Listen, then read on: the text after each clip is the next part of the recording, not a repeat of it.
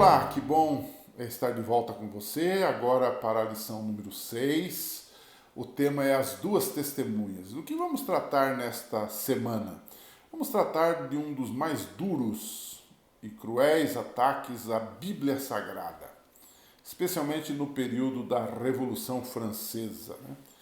Quem são as duas testemunhas? O Apocalipse 11 fala de duas testemunhas que deviam profetizar. Elas teriam poder para transformar água em sangue, ferir a terra com pragas, impedir que a chuva caísse. E quem são essas duas testemunhas da qual fala o apóstolo João de uma forma simbólica? Tudo nos leva a crer que com todo esse poder, essas características especiais, elas representam a Bíblia Sagrada. A primeira testemunha como o Antigo Testamento e a segunda testemunha como o Novo Testamento. Enfim, elas representam a palavra de Deus. Agora é interessante, num segundo bloco da lição dessa semana, a gente entender que as duas testemunhas que tinham todo esse poder foram atacadas. E o texto diz atacadas e mortas. Apocalipse 11, verso 3 diz que essas testemunhas iriam trabalhar e sofrer e profetizar por 1260 dias vestidas de saco. Numa outra lição, nós estudamos um pouquinho sobre o período de 1260 anos, no qual se aplica um princípio chamado princípio de ano, na qual um dia vale um ano. E ele diz que nesses 1260 anos a Bíblia estaria sob ataque dos seus inimigos. Esse é ao mesmo tempo de Daniel 7,25, que fala do chifre pequeno, que perseguiu o povo de Deus, que mudou a lei de Deus e que, naturalmente, impediu o acesso do povo comum às Escrituras. Nós entendemos, isso aqui é um longo estudo, aqui em poucos minutos não dá para a gente explicar tudo, mas nós entendemos que os 1260 anos começam no ano 538 com a ascensão do bispo de Roma como chefe visível de todas as igrejas e que a partir dali, claro, antes disso também já acontecia, mas a partir dali se desenvolve um processo rápido, deteriorador de doutrinas bíblicas, como, por exemplo, a mudança da lei de Deus, dos 10 mandamentos, que se retira o segundo mandamento, que proíbe a adoração de imagens, como a mudança do dia de guarda do sábado para o domingo, baseado num antissemitismo, que se desenvolveu já no final do primeiro século, no segundo século, no terceiro século da nossa era, e que isso tudo gerou um cristianismo diluído. Mas que esse trabalho de ataque à verdade bíblica se desenvolve durante muitos anos, pelo menos 1260 anos, quando chegamos a 1798, quando um dos representantes de Roma religiosa acaba sendo preso e então o seu poder político e religioso acaba diminuindo, quase acabando de alguma forma, mas que aí Deus usa para que a sua palavra ressuscite, para que a sua palavra volte a ser pregada. Então, você tem aqui uma investida mortal contra as duas testemunhas. O texto chega a dizer que os cadáveres delas, claro que é um sentido simbólico, vão ficar expostos na rua principal da grande cidade, que figuradamente é chamada de Sodoma e Egito, porque ela vai ficar ali expostas, e homens, diz o texto de Apocalipse 11, verso 8 e 9, de todas as tribos, línguas e nações vão contemplar os seus cadáveres e não vão permitir que nem sejam sepultados. Esse período que ela fica ali, note que Apocalipse 11 fala também de um período de 3 dias e meio, da ideia aí de 3 anos e meio, que elas iam ficar expostas na praça pública da cidade de Sodoma.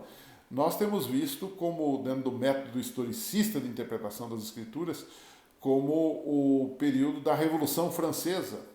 E essa Revolução Francesa fez um ataque duro à Bíblia, talvez o mais forte de todos os tempos. O governo instituiu, naquela ocasião, oficialmente o culto da razão e o ateísmo. A crença em Deus foi proibida. Uma mulher foi introduzida como deusa da razão. E a gente sabe que o texto de Apocalipse diz que essa cidade é chamada de Sodoma e de Egito. E por que isto?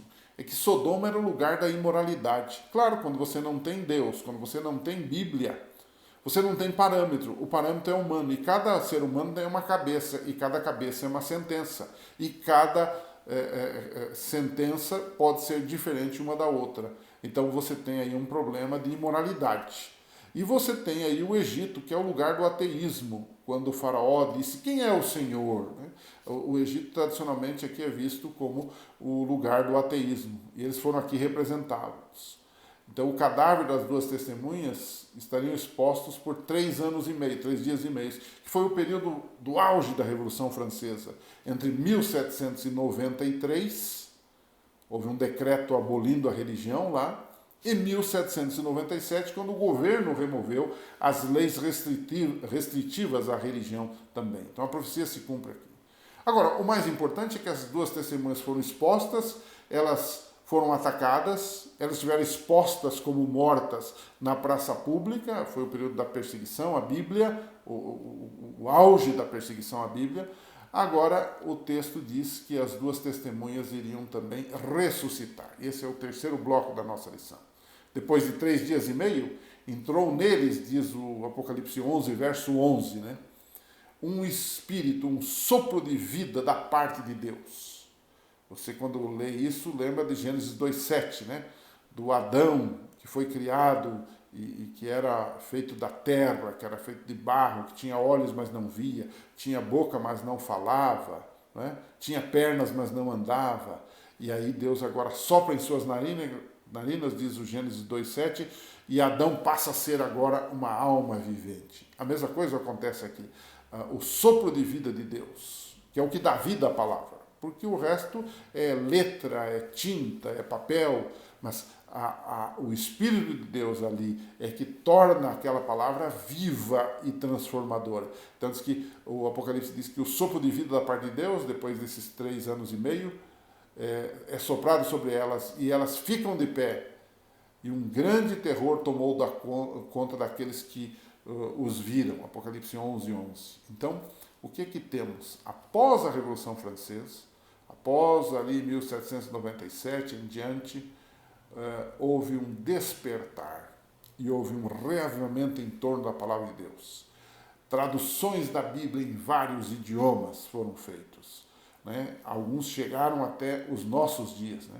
Movimentos missionários, sociedades missionárias de diferentes denominações começaram a surgir ao redor do mundo nessa época. Né? O texto diz assim que depois disso veio então o 7º anjo e toca a sua trombeta e houve altas vozes no céu que diziam: o reino do mundo se tornou de nosso Senhor e de seu Cristo e ele reinará para todo sempre. O que se está dizendo aí? É que Jesus vence e Satanás perde. O próprio santuário de Deus é visto no céu. O santuário é o lugar da habitação de Deus, do governo de Deus. O santuário de Deus foi aberto no céu. Apocalipse 11, 19, né? Ali foi vista a Arca da Aliança. Tudo isso nos levando a entender e a crer que aquele ataque à palavra parou para que a palavra crescesse. E esse evangelho do reino, da salvação pela graça de Deus, esse evangelho que fala que hoje temos no céu Jesus, no santuário celestial, intercedendo por nós, começou a ser pregado, difundido nesse sentido. Nós, adventistas, entendemos que é a partir dessa era que surge o próprio movimento adventista como cumprimento dessas profecias de 3 anjos voando pelo meio do céu, de Apocalipse 14, proclamando o evangelho eterno a cada nação, tribo, língua e povo, um movimento missionário por excelência. Então as duas testemunhas sofreram, mas elas ressuscitaram por obra de Deus, e elas estão vivas, proclamando e vencendo, proclamando o Evangelho e vencendo a Satanás e a sua obra aqui nesse mundo. Para a gente concluir a lição dessa semana, eu lhe faço uma pergunta que você pode repassar aos seus alunos. Na sua opinião, qual dos ataques à Bíblia é o pior? O do ateísmo, que despreza a Bíblia, que diz que ele é um livro que é um conto de fadas? Ou o do liberalismo, que toma a Bíblia, que lê a Bíblia, mas que interpreta tentando adaptar a Bíblia aos seus próprios conceitos atuais e alguns até contrários ao que a Escritura diz, mas fazendo concessões, adaptações e etc. e tal. Então qual é o problema? Do ateísmo, que frontalmente é contra a Bíblia, do liberalismo, que se adapta, ou dos crentes que leem a Bíblia, mas não praticam? Uma boa pergunta para você, uma boa pergunta para os seus alunos. O que é pior? O do ateu? O do liberal? Ou daquele que lê a Bíblia e não pratica? Pensemos sobre isto. Semana que vem a gente se encontra aqui nesse canal, divulgue aos seus amigos e estaremos juntos com a graça de Deus. Até lá.